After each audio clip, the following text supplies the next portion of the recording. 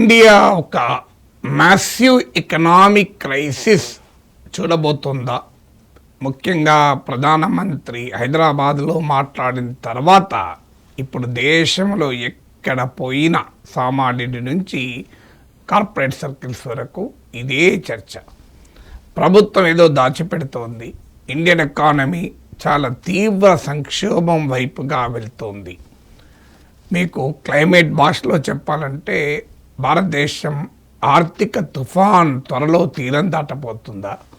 ఇప్పటికే లో ప్రెషర్ అల్పపీడన ప్రాంతం ఏర్పడింది. సుడిగాలులు డిప్రెషన్ మొదలైంది. సుడిగాలులు మొదలయ్యాయి, భారీ గాలులు మొదలయ్యాయి. ఏ క్షణమైన తుఫాన్ తీరం దాటితే ఏ రకమైన వినాశకరమైన విధ్వంసకరమైన పరిస్థితులు ఉంటాయో అలాగే భారత్ కూడా ఒక ఆర్థిక తుఫాను చూడబోతుందా?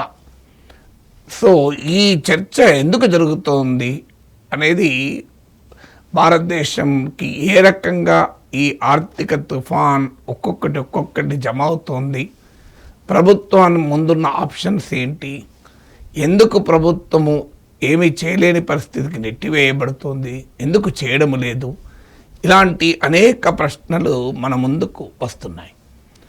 ఈ వీడియోలో నేను స్థూలంగా ఇండియాస్ ఎకనామిక్ క్రైసిస్ ఏ రకంగా ఎమర్జ్ అవుతుంది, ఎవాల్వ్ అవుతుంది, how will India face a deeper economic trouble in the coming days unless corrective measures are taken.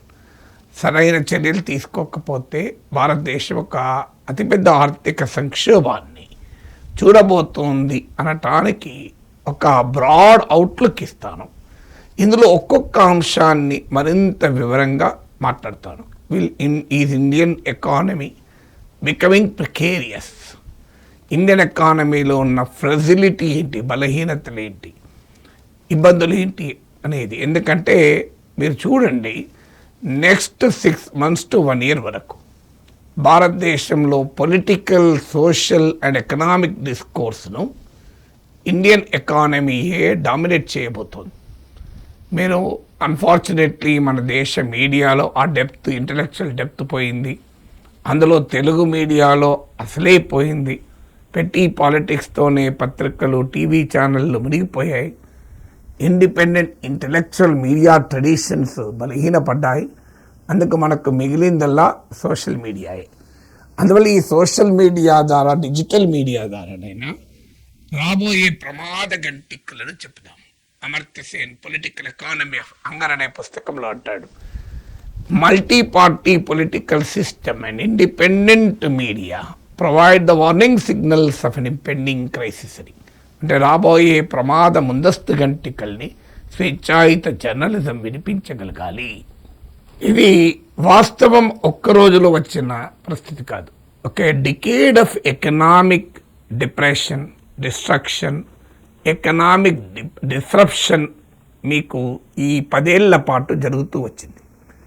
So ఈ 10 ఏళ్లలో ఇండియన్ ఎకానమీలో స్ట్రెస్ పాయింట్స్ పెరుగుతూ వచ్చాయి.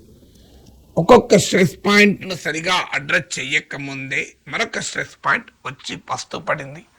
దానితో క్యుములేటివ్గా ఇండియన్ ఎకానమీ ఇవాళ ఈ క్రైసిస్ ఎదుర్కొంటుంది. సో మొదలు ఫస్ట్ స్టేజ్లో డిస్రప్షన్స్ చూద్దాం. అంటే ఇండియన్ ఎకానమీలో ఏ రకంగా ఇబ్బందులు మొదలయ్యాయి. ఇది కూడా policy induced destruction and disruption. డిస్ట్రక్షన్లో 2 రకాలు ఉంటాయి. కన్స్ట్రక్టివ్ డిస్రప్షన్ ఉంటుంది, డిస్రప్టివ్ టెక్నాలజీస్ అంటారు. డిస్ట్రక్టివ్ డిస్రప్షన్ ఉంటుంది, ఓ మంచి కొరకు కొత్త సృష్టిని సృష్టించేందుకు చేసేది కూడా క్రియేటివ్ డిస్ట్రక్షన్ అంటారు. కానీ ఇక్కడ జరిగింది క్రియేటివ్ డిస్ట్రక్షన్ కాదు, డిస్ట్రక్టివ్. మీకు డిస్ట్రక్షన్ మాత్రమే జరిగింది, నో క్రియేటివిటీ. సో ఇది కూడా policy induce destruction. It is called destructive disruption. Creative disruption కాదు, పాలసీ ఇండ్యూస్ డిస్ట్రక్టివ్ డిస్రప్షన్. ఎందుకు ఈ మాట చెప్తున్నానంటే, స్టార్ట్ అయింది డిమానిటైజేషన్తో. డిమానిటైజేషన్ అనేది ఒక complete collapse, complete failure. Black money 3 లక్షల కోట్లు రావని సుప్రీంకోర్టుకు అఫిడవిట్ ద్వారా తెలియజేసింది కేంద్ర ప్రభుత్వం. కానీ రానిది ఎంత అంటే 10,000 కోట్లు మాత్రమే. అంటే బ్లాక్ మనీని పట్టుకుంటామని మొదలైన డిమానిటైజేషన్ బ్లాక్ మనీని వైట్ మనీగా మార్చుకునే వారికి ఆయుధమైంది. ఇది by intent, by design or by default, అది వేరే విషయం. కానీ జరిగింది మాత్రం అదే. ఎక్కడ అందుకే ఇప్పటి వరకు డిమానిటైజేషన్ అయిపోయి 10 ఏళ్ళైనా ఇంకో డిమానిటైజేషన్ ద్వారా ఇంకో ఈ బ్లాక్ మనీ మేము వీడి దగ్గర పట్టుకున్నాం, ఇంకో వీడు కల్ప్రిట్ అని ఒక్క కేసు పెట్టింది లేదు, ఒక్క ఉదాహరణ లేదు. ఇక పైగా గోల్ పోస్టులు మారుతూ వచ్చాయి. ఒకసారేమో బ్లాక్ మనీ అంటారు, ఒకసారి టెర్రర్ ఫైనాన్సింగ్ అంటారు. కానీ అనుభవం ఏం చెప్తుంది? దురంధర్ సినిమా కాదు ఇది, ఇది రియాలిటీ. రియాలిటీలో మీకు ఈవెన్ ఫేక్ నోట్స్ పెరిగాయి, క్యాష్ ఇన్ ద ఎకానమీ పెరిగింది, మీకు టెర్రర్ ఫైనాన్సింగ్ పెరిగింది, అన్నీ పెరిగాయి. ఇంట్రెస్టింగ్ ఏంటంటే చెప్పిన ఏ లక్ష్యాలు అయితే చెప్పారో అందుకు రివర్స్గా జరిగింది, సరిగ్గా అందుకు రివర్స్గా జరిగింది. దీని వివరాలు నేను ఇంతకుముందే చెప్పినట్లు వీడియో మొదట్లో, ఇందులో ఒక్కొక్క డైమెన్షన్ గురించి నేను మరింత సెపరేట్గా నెక్స్ట్ 6 నెలల పాటు మీరు కనుక ఆదరిస్తే చాలా హైలీ రెస్పెక్టెడ్ జర్నల్స్ నుంచి, హైలీ అకాంప్లిష్డ్ ఎకానమిస్టులు రాసిన వ్యాసాల నుంచి సారాన్ని తీసి మీ ముందు పెట్టే ప్రయత్నం చేస్తాను. ప్రొవైడెడ్ మీరు వీటిని ఆదరించి 10 మందికి షేర్ చేసి ఇంకా ఎక్కువ మందిలోకి ఈ డిబేట్ను, డిస్కషన్ను తీసుకెళ్ళగలిగితే. సో మీకు ఇందులో డిమానిటైజేషన్ తర్వాత, ఇంకా డిమానిటైజేషన్ ఏంటంటే 86% ఆఫ్ ద ఎగ్జిస్టింగ్ కరెన్సీని విత్డ్రా చేశారు. దీంతో informal economy, agricultural economy, micro small and medium enterprises కంప్లీట్గా నాశనమయ్యాయి.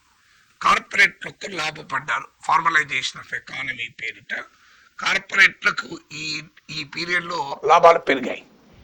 So but rest of the economy damage అయింది. సో ఈ డ్యామేజ్ ఎకానమీలో డిమాండ్ కన్స్ట్రెంట్ క్రియేట్ చేసింది.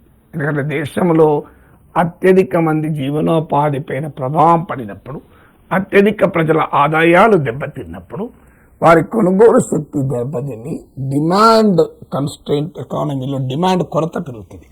ఇది జరగడం వల్ల ఎకానమీ బాగా దెబ్బతింది. మీరు చూడండి కావాలంటే 2014-15, 2015-16 జీడిపి ఫిగర్స్ చూస్తే ఇక ఆ తర్వాత ఎప్పుడు ఆ స్థాయికి ఎకానమీ పెరగలే, నెవర్, ఇప్పటి వరకు కూడా పెరగలే. సో మీకు లో బేస్ ఉంటే సాధారణంగా స్టాటిస్టికల్గా ఎక్కువ కనబడుతుంది, అది కూడా లేదు. సో గ్లోబల్ ఫైనాన్షియల్ క్రైసిస్ అన్న 2 ఏళ్ల తర్వాత మళ్ళీ మనం నార్మల్ అయ్యాం, కానీ మళ్ళీ 8% గ్రోత్ రేట్కి వచ్చేసాం. కానీ ఇక్కడ అది కూడా లేదు. ఇది అయిపోయిన తర్వాత డిమానిటైజేషన్ ఇంపాక్ట్ సరిగా అడ్రస్ కాకముందే ఇమీడియట్గా జిఎస్టీ ఆదరాబాదరాగా ఇంట్రడ్యూస్ చేశారు. జిఎస్టీ లాభమా నష్టమా అనే డిబేట్లోకి వెళ్ళడం లేదు. కానీ the method of implementing GST కాస్త బిజినెసెస్లో గందరగోళం తీసుకొచ్చింది, మీకు ఎకానమీలో గందరగోళం తీసుకొచ్చింది. సో ఆ జిఎస్టీ కొంత కాకపోతే పరిమితంగానైనా ఆ డ్యామేజ్ను మరింతగా పెంచింది. ఆ తర్వాత మీకు జిఎస్టీ డిమానిటైజేషన్ స్ట్రెస్ అలాగే ఉండగా అది అడ్రస్ కాకముందే కోవిడ్ వచ్చింది. కోవిడ్ రావడంతో కొంత అనివార్యమైంది లాక్డౌన్. మనకు కోవిడ్ను ఫస్ట్ ఫేజ్లో సరిగా పట్టించుకోకపోవడం వల్ల సెకండ్ ఫేజ్లో భయంకరమైన ఉపద్రవంగా మారింది. సో ఆ టైంలో వ్యాక్సినేషన్ ప్లానింగ్ లోపాలు అన్నీ మనం చాలాసార్లు మాట్లాడుకున్నాం. ఫలితంగా అన్అవాయిడబుల్ అయినప్పటికీ కూడా దాని డ్యామేజ్ను మనం పెంచుకున్నాం, తగ్గించుకోగా. Instead of mitigation we have intensification అయింది. So third stress point covid అయింది. థర్డ్ స్ట్రెస్ పాయింట్ కోవిడ్ అయ్యాక మీకు దాని నుంచి బయటపడుతున్నాం అనే టైం కాస్త మీకు రష్యా ఉక్రెయిన్ వార్ మొదలైంది. సో రష్యా యుక్రెయిన్ వార్ కొంత మనని ఇంపాక్ట్ చూపింది, కొంత మనకు బెనిఫిట్ అయింది. బెనిఫిట్ కూడా నేను తర్వాత చెప్తాను. సో రష్యన్ ఉక్రెయిన్ వార్ వల్ల geopolitical tensions, geoeconomic pressures పెరిగాయి. ఆ 2022లో వార్ స్టార్ట్ అయింది. సో ఇవన్నీ అక్యుములేట్ అవుతూ అయ్యాక మీకు డొనాల్డ్ ట్రంప్ వచ్చాడు.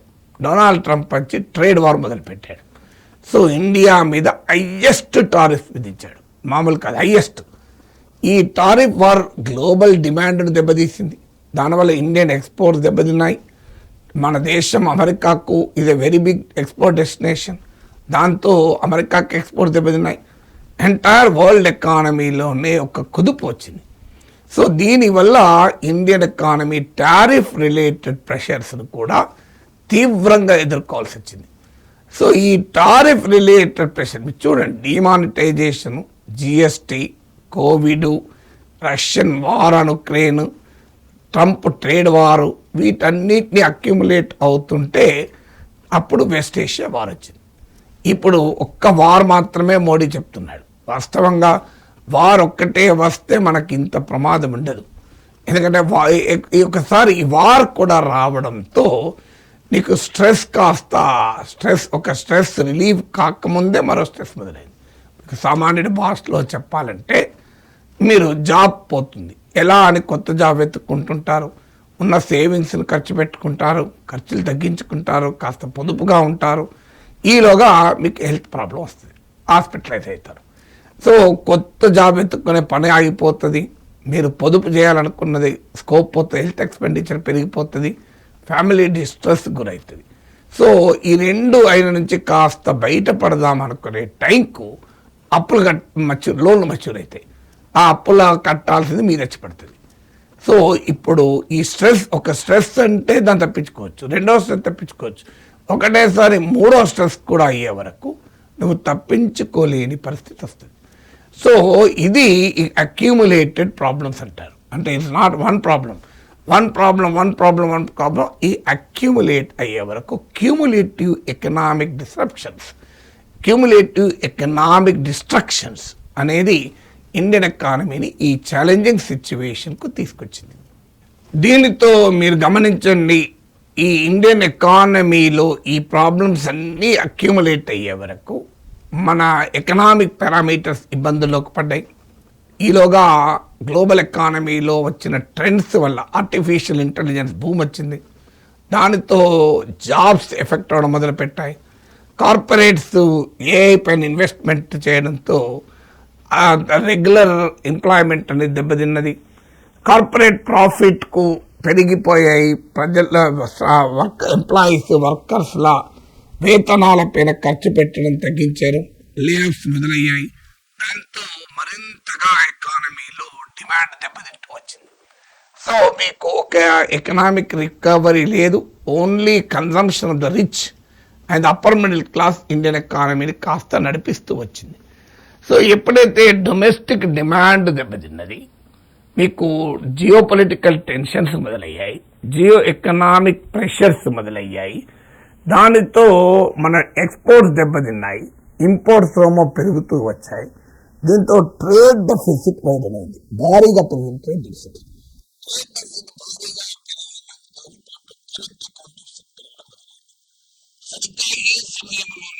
ఈ వెస్ట్ ఏషియా వారు, ఉక్రెయిన్ వారు, ఈ డిస్రప్షన్ వల్ల మనకు ఈ ఇండియన్ మార్కెట్ నుంచి ఫారిన్ ఇన్వెస్టర్ వెళ్ళిపోవడం మొదలుపెట్టాడు. ఎఫ్డిఐ బాగా రీపాట్రియేషన్ ఆఫ్ డివిడెండ్ అంటే లాభాలు అమ్ముకొని వెళ్ళిపోయారు. స్టాక్ మార్కెట్లో ఇన్వెస్టర్లు షేర్లు అమ్ముకొని వెళ్ళిపోయారు. దీనికి కారణాలు ఏంటి అనేది నేను వివరంగా ఇంకో వీడియోలో చెప్పాను. నాట్ ద గోల్డ్, బంగారం కాదు, స్టాక్ మార్కెటే ఈ పరిస్థితి కారణము అని. అందులో గణాంకాలతో సహా ప్రూవ్ చేశాను.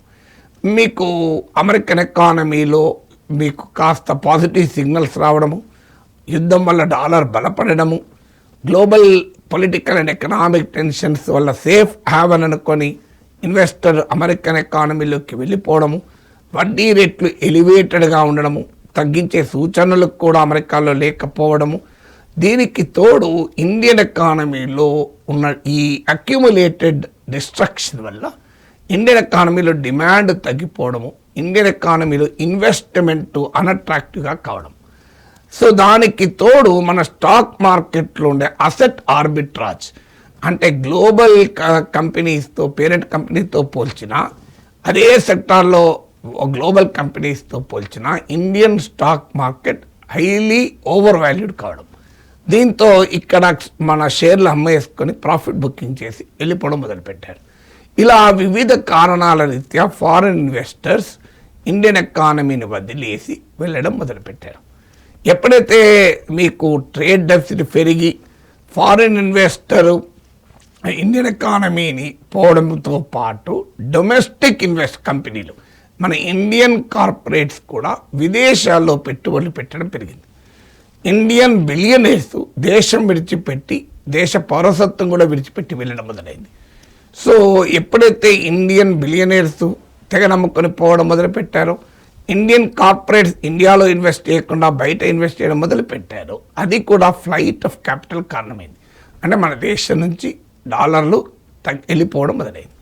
సో ఈ పరిణామాల అన్నింటి నేపథ్యంలో కాస్త మనను కాపాడినవి రెండు అంశాలు.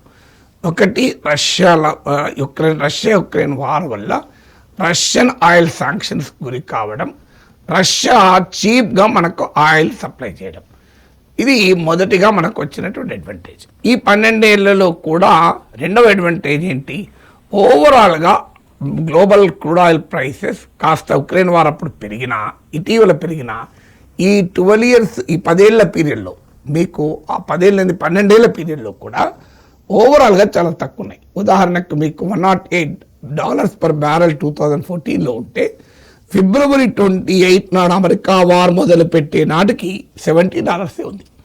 సో ఇది రెండవ అడ్వాంటేజ్. మూడవ అడ్వాంటేజ్ ఏంటంటే రోబస్ట్ ఫారిన్ రెమిటెన్సెస్.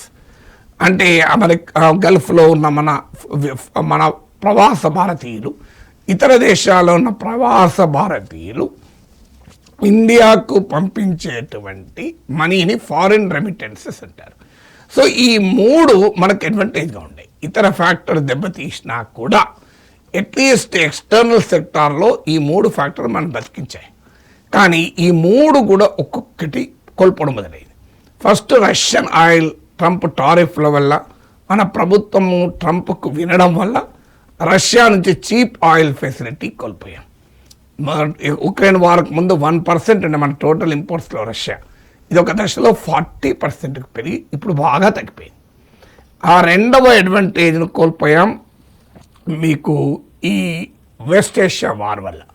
అంటే ఈ రెమిటెన్స్ మీకు లో ఆయిల్ ప్రైసింగ్ రెజీమ్ ఇచ్చిన కుషన్ కాస్త పోయింది. ఎందుకంటే ఆయిల్ $70 నుంచి $110-120 చేరుకుంది. మూడోది west Asia war, middle east crisis వల్ల మన ఫారిన్ రెమిటెన్సెస్ కూడా దెబ్బతిన్నాయి. అంటే అక్కడ ఉపాధి అవకాశాలు కోల్పోయారు, వాళ్ళు ఇండియాకు డబ్బులు పంపడం కూడా కష్టమైంది. అమెరికాలో ఉన్న మన ఐటీ సెక్టార్లో ట్రంప్ సృష్టిస్తున్న బీభత్సం, H-1B వీసాల పైన ఆంక్షలు, మీకు ఇమిగ్రెంట్ల పైన యాంటీ ఇమిగ్రేషన్ పాలసీసు, ఇవన్నీ కలిసే వరకు ఫారిన్ రెమిటెన్సెస్ కూడా దెబ్బతిన్నాయి. సో మీకు అడ్వాంటేజెస్ ఏమో కోల్పోతూ వచ్చాం, డిసడ్వాంటేజెస్ ఏమో అక్యుములేటివ్ అవుతూ వచ్చింది ఇండియన్ ఎకానమీలో. దీనితో మన రూపాయి విలువ పతనమైంది. ఎప్పుడైతే ఈ రూపాయి విలువ పతనానికి ముందే మన ఆయిల్ సెక్టార్లో ఇంపోర్ట్ డిపెండెన్సీ పెరిగింది. ఇంపోర్ట్ డిపెండెన్సీ ఏ స్థాయిలో పెరిగిందంటే 2014లో మన టోటల్ ఆయిల్ అవసరాల్లో 77.6% మనం దిగుమతి చేసుకున్నాం. ఇప్పుడు అది 88.6% పెరిగింది. అంటే ఆయిల్ సెక్టార్ ఎందుకు అంటే మన దేశ దిగుమతుల్లో చాలా ఎక్కువ. ఇక ఇండియన్ ఎకానమీలో బ్యాడ్ కండిషన్స్ వల్ల గోల్డ్ పైన ఇన్వెస్ట్మెంట్ పెరిగింది, పెద్ద ఎత్తున పెరిగింది. ఎందుకంటే 100 సంవత్సరాలుగా 1000 సంవత్సరాలుగా భారతీయులకు బంగారం అంటే ఒక రక్షణ, బంగారం అంటే ఒక నమ్మకం, ఒక విశ్వాసం. అందువల్ల ఇండియన్స్ ఎప్పుడైతే ఈ ఎకనామిక్ క్రైసిస్, ఇన్వెస్ట్మెంట్ ఆపర్చునిటీ దెబ్బతిన్న మొదలయ్యాయో, భయంతో కావచ్చు, మరో మార్గం లేక కావచ్చు, గోల్డ్ ఇన్వెస్ట్ చేయడం పెరిగింది. అందుకే మీకు గోల్డ్ ప్రైసెస్ పెరిగాయి. గోల్డ్ ఇంపోర్ట్స్ గణనీయంగా పెరిగింది. 2022-23లో $35 బిలియన్ మనం గోల్డ్ ఇన్వెస్ట్ చేస్తే గోల్డ్ ఇంపోర్ట్ చేసుకుంటే ఇవాళ $71.98 బిలియన్ గోల్డ్ ఇన్వెస్ట్ చేసుకున్నాం. ఈ 2025-26లో $71.98 బిలియన్ ఇంపోర్ట్ చేసుకున్నాం. సో చూడండి, మూలిగే నక్క పైన తాటికాయ పడ్డట్లయింది. ఆయిల్ ఇంపోర్ట్ బిల్లు పెరిగింది, గోల్డ్ ఇంపోర్ట్ బిల్లు పెరిగింది, ఫారిన్ ఇన్వెస్టర్ వెళ్ళిపోతున్నాడు, ఇండియన్ ఇన్వెస్టర్ బయట పెట్టుబడులు పెడుతున్నాడు.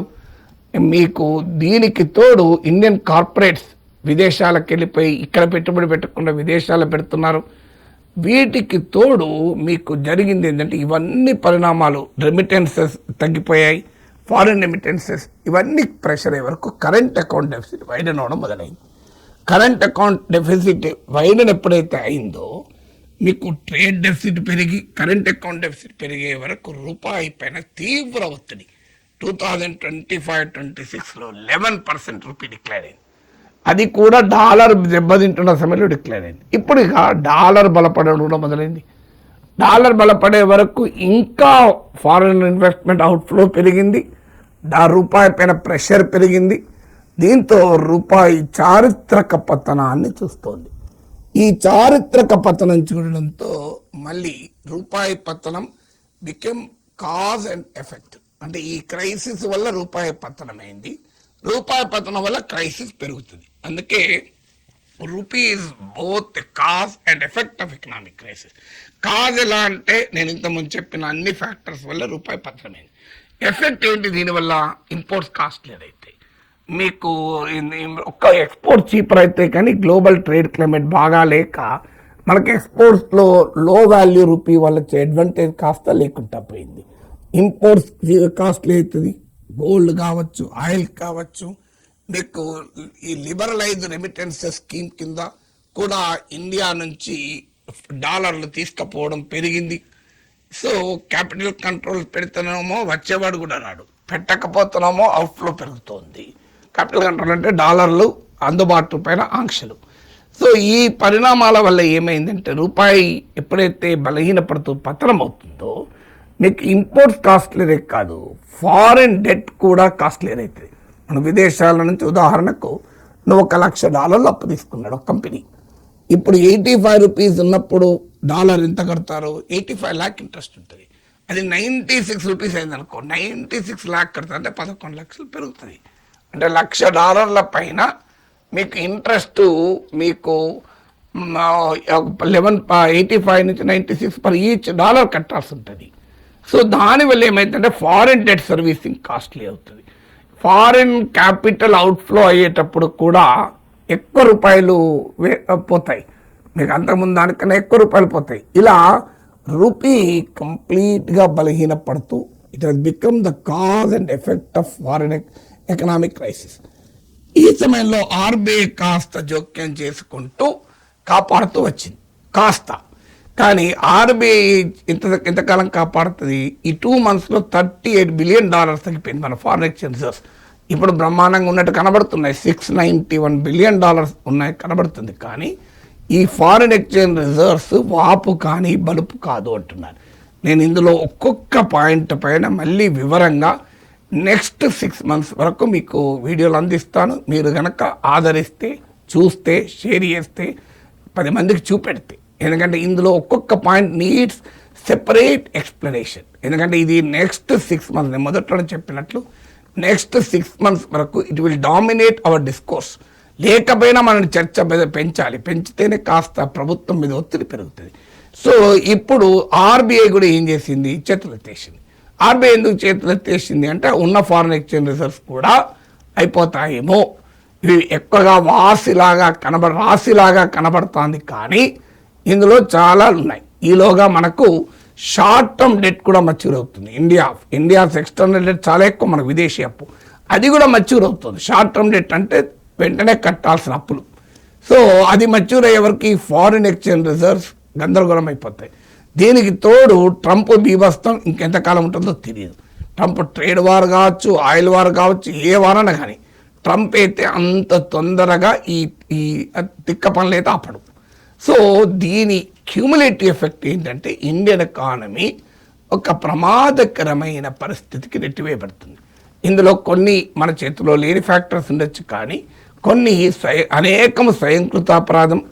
ఈ గవర్నమెంట్ సరిగా డీల్ చేయకపోవడం వల్ల వచ్చిన సమస్యలు. ఇప్పుడు కూడా ఏం చేస్తున్నారు? మోడీ పాపులిస్ట్ స్టాండ్ తీసుకొని మీకు కాన్వాయ్ తగ్గించుకుంటాం, మేము బండి స్కూటర్ మీద పోతాం. అరే what a serious problem is this? దీనికి నువ్వు ఇంత ట్రివిలైజ్ చేయాలా? మహారాష్ట్ర ముఖ్యమంత్రి బండి మీద పోతాడు, మీకు మోడీ కాన్వాయ్లో 3 కార్లతో పోతాడు. ఈ can this be a solution? ఏడాది దాకా బంగారం కొనకు, మీరు వర్క్ ఫ్రమ్ హోమ్ చెయ్యి, లేదంటే మీరు పబ్లిక్ బస్ ఎక్కువ, మెట్రో ఎక్కువ. ఎస్, ఇవి కొంత ప్రభావం ఉపయోగపడితే పడచ్చు, కాదని అంటే నేను, but they are incremental. So policy measure తీసుకోకుండా బ్రెయిన్ ట్యూమర్ వచ్చిన వానికి అమృతాంజన్ రాస్తే, జెండు బాంబు రాస్తే ఎట్లుంటుందో అలాంటి పనులు మొదలుపెట్టారు. లేదు, నాకు బ్రెయిన్లో ఏదో ట్యూమర్ ఉంది, తొందరగా హాస్పిటల్ చూపెట్టండి అంటే, ఏం కాదు, తలనొప్పిలేస్తుందా, అయితే జెండు బాంబు రాస్తా. జెండు బాంబు తగలేదా, అయితే ఒకసారి ఏదైనా అనాల్జెసిక్ టాబ్లెట్ ఇస్తలే, ఏదైనా నక్రోసిన్ డోలోసిస్ చేసుకుని తగ్గిపోతుంది, లేదంటే మసాజ్ చేయించు మంచిగా నీట్గా అంటే ఈ లోపల ట్యూమర్ పేలి చచ్చిపోతాడు. సో అందువల్ల ప్రభుత్వం మోడీ అప్పీల్ ఎట్లుందంటే, బ్రెయిన్ ట్యూమర్ వల్ల ఏర్పడిన తలనొప్పి నుంచి తట్టుకోవటానికి తక్షణం కావాలి అవసరమైన ఇంటర్వెన్షన్. సో అది మ్యాలిగ్నెన్సీ, ఎకానమీలో మ్యాలిగ్నెన్సీ పోకపోయింది. సో ఆ మ్యాలిగ్నెన్సీని క్యూర్ చేయాల్సింది పోయి అమృతాంజన్లు, జెండు బొమ్మలు, మంచిగా నేను ఆయిల్ పట్టిస్తా అంటే that cannot be the solution. అవి కొంత రిలీఫ్ ఇస్తుంది, సిమ్టమాటిక్ రిలీఫ్ ఇస్తుంది, కానీ it doesn't solve the problem కదా. క్రైసిస్ రూట్స్లోకి వెళ్ళి అడ్రస్ చేయాల్సిన అవసరం ఉంది. నేను ఇంతకుముందే చెప్పినట్లు wait for more videos on each of these things. Demonetisation నుంచి మన ఫారిన్ ఎక్స్చేంజ్ రిజర్వ్ ఫ్రెజిలిటీ వరకు, అంటే పెద్ద నోట్ల రద్దు సృష్టించిన ఆర్థిక వ్యవస్థ నుంచి మన విదేశీ మారక ద్రవ్య నిల్వలలో ఉన్న బలహీనతల వరకు నేను ఒక్కొక్క పాయింట్ అడ్రస్ చేస్తూ చాలా వివరంగా ఎకానమీ పైన మరిన్ని వీడియోలు ఈ 6 నెలల పాటు పెడుతూనే ఉంటాను.